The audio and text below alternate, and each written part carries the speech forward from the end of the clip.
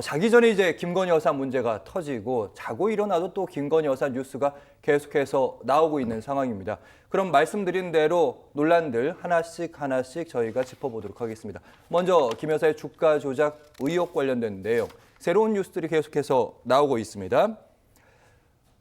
도이치모터스 주가 조작 사건의 2차 주포죠. 1차는 이제 공소시효가 소멸이 돼서 이제 판단 불가한 거고 2차가 현재 재판 중인데 거기에서 시세 조정을 담당했던 선수라고 하죠. 주포. 김아무개 씨가 이렇게 말을 합니다. 김건희 여사가 윤 대통령과 결혼한 이후인 2012년 7월부터 8월까지 주가 방어 등을 권오수에게 도이치모터스 권오수 회장에게 요청하니까 김 여사 계좌에서 주식이 매수가 됐다는 진술이 나왔다. 예, 이게 바로 검찰에서 김아무개 씨가 진술을 했다는 내용입니다. 지금까지 이제 국민의힘이나 윤 대통령이나 방어 논리가 주로 이거 다 결혼 전에 일 아니냐 이러는 걸로 방어를 논리했는데 이 보도는 이제 결혼 후에도 김 여사 계좌가 이용됐다는 얘기고 그리고 어제는 이제 JTBC 단독으로 보도가 하나 더 나왔습니다. 그러니까 검찰에서 도이치모터스 회장이 2013년에 한 지인을 회사에 소개하는데 이 사람이 바로 김건희 여사의 후배라고 이렇게 얘기를 했다는 겁니다. 그러니까 김 여사와 도이치모터스 권오수 회장 간의 관계가 조금씩 풀리는 듯한 느낌. 예. 어떻게 그렇습니다. 보십니까? 그래서 그 주포 김모 씨를 도이치모터스 권오수 회장이 김 여사를 얘기를 하면서 이렇게 소개했던 대목 있지 않습니까? 그거는 사실 권오수 회장과 김건희 여사의 하나의 그 친분 관계, 특수 관계, 따라서 주가 조작에 공모하는 위치에 있었다. 공모를 했다는 것을 뒷받침할 만한 정황 증거거든요. 그래서 저거는 아마 이 사법 처리 과정에서도 저거는 정황 근거로서는 굉장한 어떤 변수가 되는 그런 거고요. 제가 주목하는 것은 지금 윤석열 대통령 정권을 검찰 정권이라고 할 정도로 검찰총장 출신이고 검사 출신이고 검사들을 중용하고 있고 뭐 청와대부터 뭐 권력 뭐 길목마다 검사들이 있는 거거든요. 그런데 저게 검찰발로 저런 진술 내용이 흘러나온다는 것, 이거는 여러 가지 검찰 내에서도 양론 내지는 어떤 이견의 징후들이 충분히 지금 발생하고 있는 것 아닌가, 이런 것을 엿볼 수 있는 대목이 아닌가 싶습니다. 지금 검찰발로 흘러나오고 있거든요, 저것이. 그래서 좀 여러 가지 측면에서 봤을 때 조금 김건희 여사를 방어하기에는 매우 어려운 상황으로 지금 가고 있고요. 그런 시각이 있는가 하면 이게 방금 2심 재판이 지금 도이치모터스 주가 조작과 관련된 2심 재판이 열리면서 한 50명 정도 제 변호인이 붙었다고 합니다. 혹시 그쪽에서 자료가 간 건 아닐까? 검찰은 여전히 윤석열 대통령의 그 영향에 있는 거 아니야? 이런 시각들도 있습니다. 예. 뭐 그럴 수 있고요. 이렇게 검찰은 사실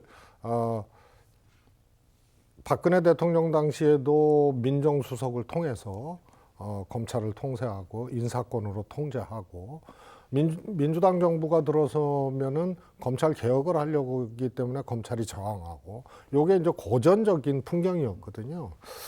그런데 정권의 이상 징후가 오면 검찰 캐비넷 속으로 여권 관계자, 대통령 관련된 것들도 이렇게 조금 뭐라 그럴까요, 들어간다 그래야 되나, 수집이 된다고 봐야 돼요. 그리고 양론이 발생하게 됩니다.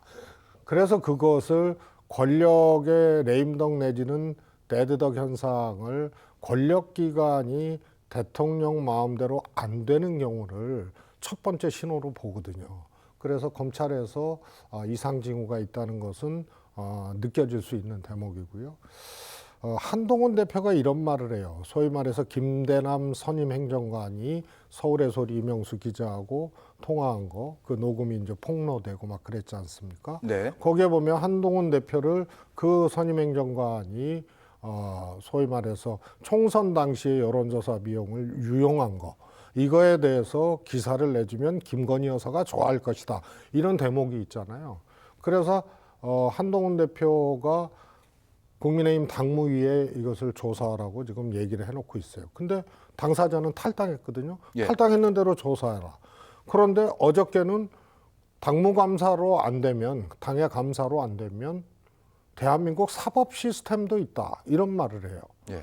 그건 무슨 얘기냐면 윤석열 대통령이 대한민국 검찰을 완벽하게 통제하지 않고 있다라는 그런 이제 시그널로 저는 읽혀지거든요. 예. 그래서 당에서 감사로 안 되면 사법 시스템, 다시 말해서 고발할 수 있다는 얘기거든요. 예. 그런데 고발의 당사자는 한동훈 대표나 당이어야 돼요. 공격사주의 당사자니까. 예, 그렇죠. 예. 그래서 지금 윤석열 대통령이 검찰을 완벽하게 통제하던 시기는 지나가고 있다. 이렇게 엿볼 수 있는 대목들이 여러 군데서 지금 나타나고 있죠. 한동훈 대표가 그 부분을 읽은 것이다. 그렇습니다. 심지어 뭐 한동훈 라인도 있다고 하잖아요. 예. 법무부 장관도 지냈고. 그래서 사실 윤석열 대통령은 과거에 검찰총장 때도 또 중수부장 때도 검찰 내에서 딱 양론으로 갈렸어요. 특히 총장으로서의 어떤 인사 스타일, 중수부장으로서의 어떤 인사 스타일, 이런 걸 보면 특수통 또 자기 식구들만 챙겨버려가지고 공안통이라든가 기획통이라든가 뭐 이런 검사들한테 조금 원성도 사고 문제 제기도 받고 이랬던 상황이거든요. 대통령은 그거보다 더한 인사권을 갖고 있는데 네. 검찰의 인사도 사실 형평 있게 이렇게 인사한다고 보기가 어렵거든요. 그게 비근한 예로 이원석 자기 이 친윤이라고 할 수 있는 윤의 사람이라고 할 수 있는 이원석 검찰총장을 어느 날 갑자기 김건희 명품백 관련된 얘기를 했다고 갑자기 대통령 말로 기습 인사를 해서 대검 1, 2, 3차장 싹 바꿔버리지 않습니까? 네. 그래서 이런 과정 속에서 검찰의 일종의 불만이라 그럴까요? 이상 징후들은 발생할 수밖에 없는 과정이었다, 이렇게 보고 있습니다.